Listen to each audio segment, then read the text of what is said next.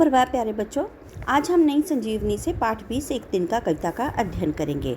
बच्चों, इस पाठ के नए शब्द और शब्दार्थ आप अपनी कार्य पुस्तिका में करेंगे। अभ्यास कार्य और प्रश्न उत्तर आप पुस्तक में ही करेंगे। बच्चों, एक दिन का कविता के कवि हैं अयोध्या सिंह उपाध्याय हरिओद। तो बच्चों, कवि को हरिओद के नाम से भी जाना जाता है।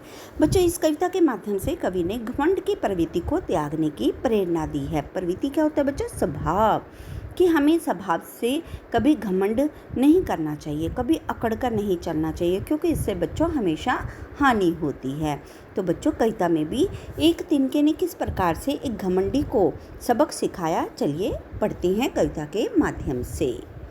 मैं घमंडों में भरा ऐंठा हुआ, एक दिन जब था मुंडेरे पर खड़ा। मैं घमंडों में भरा ऐंठा हुआ, एक दिन जब था मुंडेर पर खड़ा। ऐंठा का अर्थ होता है बच्चों अकड़ कर, और मुंडेर का अर्थ होता है छत का किनारा। जैसे कि हमारे घरों की छतों पर भी बच्चों जो चारों तरफ दीवार बनी होती है उसे कहते हैं मुंडेर। तो एक दिन कवि जो है वो घमंड में अकड़ कर अपने घर की छत पर खड़ा था। तभी क्या हुआ? अचानक से अचानक दूर से उड़ता हुआ अचानक दूर से उड़ता हुआ एक तिनका आँख में मेरी पड़ा।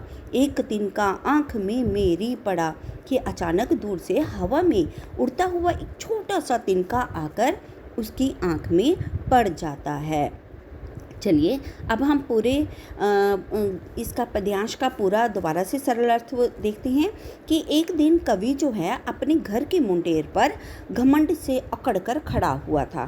तभी अचानक हवा में उड़ता हुआ एक छोटा सा तिनका आकर उसकी आँख में पड़ जाता है। बच्चों, फिर क्या होता है? मैं झिझक उठा हुआ बेचैन सा, मैं झिझक उठा हुआ बेचैन सा, लाल होकर आँख भी दुखने लगी, लाल होकर आँख भी दुखने लगी। यानी कि तभी अचानक से पड़े तिनके के कारण जो कवि था वो बुखला गया और परेशान होने लगा, और परेशानी में उसने अपनी आँख मलनी शुरू करी, जिसकी वजह से आँख लाल हो गई और आँख दुखने भी लगी। मूठ देने लोग कपड़े की लगे, मूठ देने लोग कपड़े की लगे, ईंट बेचारी दबे पाँव भगी। तो बच्चों, तभी वहाँ लोग इकट्ठा हो गए और उन्होंने कपड़े को मोड़ तोड़कर उसकी आँख से तिनका निकालने की कोशिश की, और इतने में ही लोगों को आँख से तिनका निकालने का प्रयास करते देख जो अकड़ थी, कवि की जो अकड़ थी, वो धीरे धीरे खत्म होने लगी। मूठ का अर्थ होता है बच्चों कपड़े का मुड़ा तुड़ा रूप। जैसे हमारी आँख में भी यदि कुछ पड़ जाता है तो मम्मा दुपट्टे से या कपड़े से को गोल करके उसको आँख पर लगा देती है, जिससे हमारी आँख ठीक हो जाती है।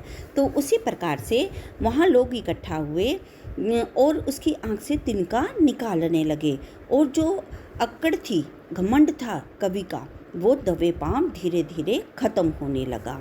तो बच्चों देखिए इस चित्र में कि किस प्रकार कवि परेशान हो रहा है।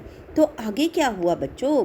जब किसी डब से निकल तिनका गया, जब किसी डब से निकल तिनका गया, तब समझने यो मुझे ताने दिए, तब समझने यो मुझे ताने दिए। डब का अर्थ होता है उपाय, तरीका, तरह। जब किसी तरह से लोगों ने उसकी आँख से तिनके को निकाल दिया, तब उसकी समझ क्या होती है? सोच। जो वो सोच रहा था अकड़ कर कि मैं तो बहुत वो घमंड से भरा हुआ था ना, घमंडी व्यक्ति था, तभी उसकी समझ ने उसको ताना दिया, कमेंट्स कर दिया। क्या? ऐंठता तू किस लिए इतना रहा, ऐंठता तू किस लिए इतना रहा, एक तिनका है बहुत तेरे लिए, एक तिनका है बहुत तेरे लिए। यानी कि उसने यह ताना दिया कि अभी थोड़ी देर पहले ही तो घमंड से ऐंठा हुआ अकड़ कर मुंडेर पर खड़ा था, और एक तिनके की वजह से तुम्हारी सारी अकड़ निकल गई। तो बच्चों, क्या शिक्षा मिली? कि हमें कभी भी घमंड नहीं करना चाहिए। तो बच्चों, इस कविता का अध्ययन आप स्वयं भी करेंगे। इसका अभ्यास करें और प्रश्न उत्तर भी मैं आपको साथ में भेज दूंगी। धन्यवाद।